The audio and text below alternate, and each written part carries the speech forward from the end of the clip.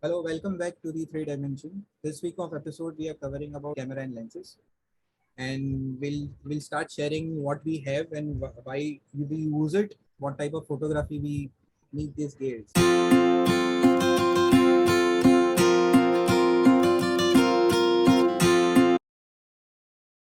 I think Rajiv has some more superior and beautiful camera with him. No, no. So yeah, I'll basically start with my first camera, which was like similar to Anandai. I had purchased this almost. So this is a Nikon D5100. So this was my first camera, which I had purchased almost 10 years ago, exactly 10 years ago, because I had purchased this in a Black Friday sale. I was in the US and I was just starting my photography journey. It was my first job. So I thought, why not? There was a Black Friday sale. Everyone said, Ki, haan, you should buy something. So I thought, okay. I had a good deal on this Nikon, and honestly, I wasn't aware of cameras so much at that point of time. What was the best? My basic criteria for buying this was the best price that I was getting. But Obviously, yes, so I like knew so always. basically the budget is the first concern. Budget is the first concern. But later I found out Nikon and Canon were at that point of time one of the leading DSLRs with a Correct. wide range of lenses, and I think that was, if I had any criteria, that was the only criteria of having a wide variety of lenses. This came with two kit lenses, the typical 1855 and the 55 200. Sorry, 55. I have not even used this. Yeah, 55 200. So these are the two kit lenses that came along with this. I started using this more for nature macro. I started doing macro with my 55 to 50, close up shots, portraits. I at that point of time I was very experimental because I was very new to the camera. So there was a lot of experimentation, exploratory things going on. But I was very happy. I used this camera for almost around 5 years. In my first 5 years of my photography journey or career, if I had to say. So I used that for about 5 years, and it gave me very good results. At that point of time, I don't remember the exact specifications. Yeah, Ananda, you're saying Yeah, this is also crop sensor, right? this is also crop sensor. Yes, absolutely. Okay. Both my cameras are crop sensor. Uh, but basically, this had a lot of modes in it.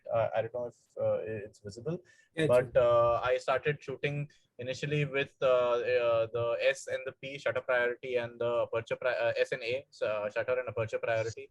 There are a lot of inbuilt modes in it, but I didn't use them as much. So that's where my journey started. I started fiddling around with ISO settings and aperture size, and I started to see how differently pictures came. um, so that was my first one. Then I started becoming more serious into photography. I thought wildlife was definitely very interesting to me, so I started researching. Obviously the shutter speed was one of the very important criteria for me. So I started reading and understood that to freeze the pane or freeze the picture, a higher shutter speed is required. And even very often we feel that just the lens matters in wildlife photography, but what also matters is the body, because and body and actually the memory card, because the memory card should have the read and write capabilities which can match your lens speed. Because if your memory card is not able to capture multiple especially on burst mode, Correct. then you will not end up capturing a freeze pane. But very useful camera, very handy, light, easy to use. Of course, as compared to today's cameras, it will be very bulky. But and especially with the mirrorless cameras, you can see how thick the camera is. But Correct. it's Uh, very nice. Yeah, yes. sorry. Raju, I also want you to please hold the camera with you. because I'll tell you, because I think we almost purchased at the same time, maybe around 10, Same 11 time. years back. Yeah. Yeah. And this is Canon 600D, and that is Nikon 5100. Actually, I was before purchasing this camera, I did a lot of research. I think Mana also has the same that I have, 600D, and the option with me was either I should go for 600D or the Rajeev Nikon 5100 or Nikon 5300. I tried both the cameras. I end up purchasing this because this is little bit wider and it will seems to be a little bit solid. So I felt the grip is bit nice and sound than compared to the Nikon. So I have correct. So I had Absolutely. selected. I was this also thing. getting to the same point. So when Yes. I was trying to buy my second camera, I think the grip for Canon is I was more comfortable. There is no obviously there is no right or wrong. We are not speaking against the Nikon. Yeah, because it also depends on the hand size on and your also, hand, and so correct, for me, I was more comfortable with Canon. So my second camera, what I have in my hand was Canon 7D. This is the first version, the original version. Of course, now I think there is Mark 2 or Mark 3. Mark 3. Mark 3 that is launched, but this was the original one that I had purchased. This was back in 2016. This is a much more heavier camera, much more. I mean, there's a significant difference between my 51 and 7D. So initially, it was very difficult for me to focus and get very clear pictures, because along with the lenses, this becomes almost I think touches like 1.5 kilograms, I think, in weight. I'm not sure about the exact weight, but I had researched, as far as I remember, it was around 1.5 kilos. That's but the yeah, only body, right? That's the only body. Only the body, only body. Okay. So yeah, I think this doesn't have a retractable. It doesn't have a lot of fancy things like that's a fixed screen. Fixed screen. Where you are getting the basics right. It has a wider viewfinder and a lot of buttons as compared to Nikon. You would see there are a lot more buttons to play around with. It was just more. I think it is the grip is also, if you see, I don't know if you can see, the grip is also much more rougher, so it's easier for it doesn't slip. I don't know, actually, yeah. it doesn't slip. So yeah, basically a lot more features, lot more things to play around with when you're on the field, when you're on shooting, and also yeah, definitely faster. 12 pictures, or not 12. I think it was 8 or 9. 8 or 9. I think 9. Yeah, something like that. I mean, one distinct feature is faster to operate also, right? So you can quickly. Yeah, it has a dial for sure. It has a dial, whereas my Nikon didn't have a dial. It just had a button kind of a thing. And also it has a screen here which helps you see what the settings are. It has a light in there, so at night you can. So overall, basically, I bought this camera more for my wildlife photography. I started doing a little bit of wedding shoots as well, so it helped me there as well. But initially, I found it a little challenging because it was a little heavier. So obviously, I guess I would have developed a little muscles after I started using it, and eventually I started to click more steady pictures. But overall, this was a slightly heavier camera, and I was very happy. This is my current camera, which I still use whenever I use it. But yeah, that's regarding my camera body.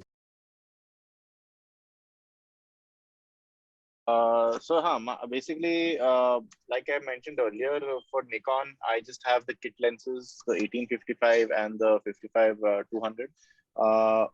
When I bought Canon, obviously, I wanted to do a little more specific photography in terms of portraits. I was doing a little bit of wedding, pre-wedding that time.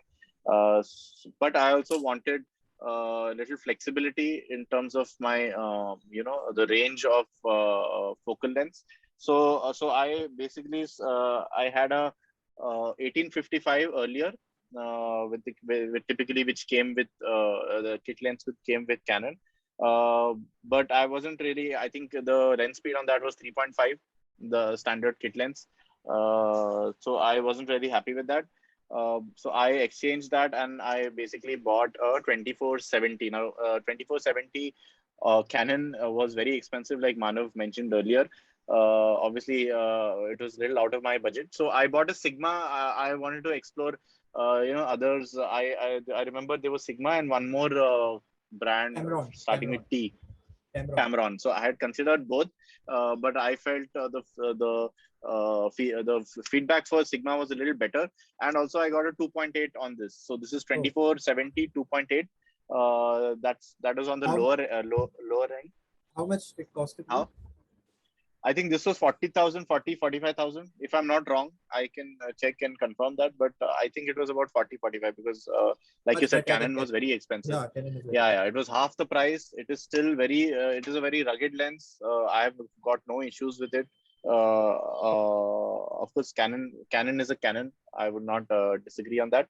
But if you are a little budget conscious, there is no harm in buying a Sigma. I think these are good companies. I've been using this this was purchased in 2017. So it's been almost 4 years. 4 years now. Yeah, 4 years now. I think it's quality wise, it is complete return on investment. All my pictures have been, I mean, general, zoom pictures are taken with this.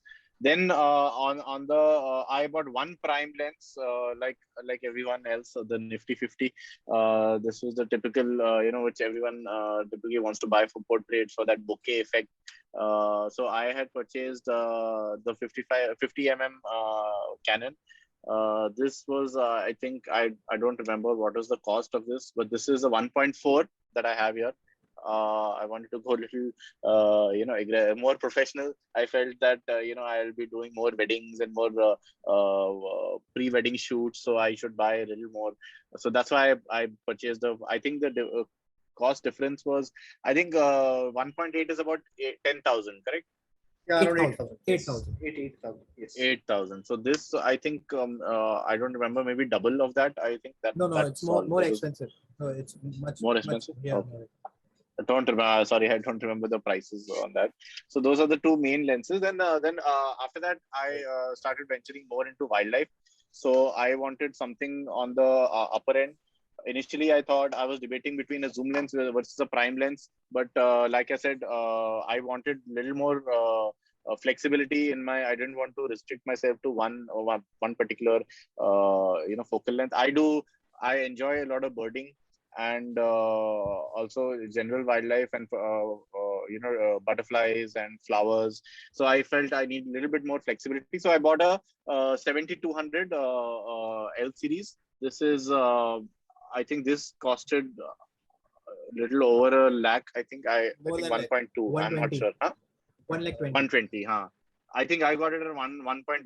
There was some offer or something like that, or some cashback offer that was going on. So I got it at 1.1. But yeah, I think this is an extremely heavy lens. So this, along with my 70, is almost goes up to 3 kilos.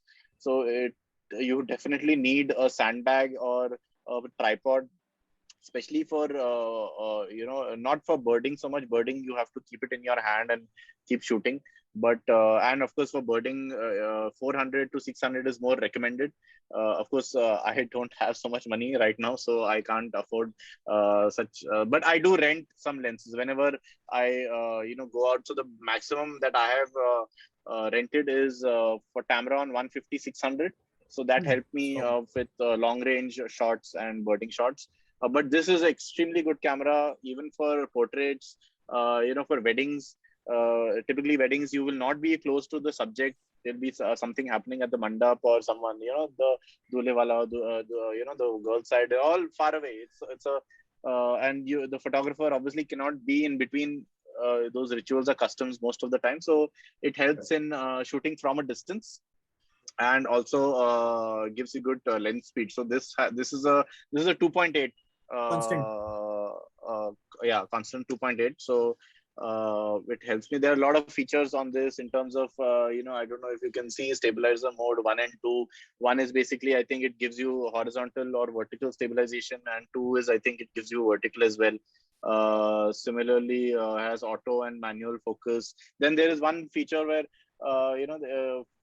if you're focusing between 1.2 meters to infinity, you can set that. And if you're focusing anything beyond 2.5, you can set it. Right. So if you set it beyond 2.5, it will not focus anything between 1.2 to 2.5. So and also it has a mount.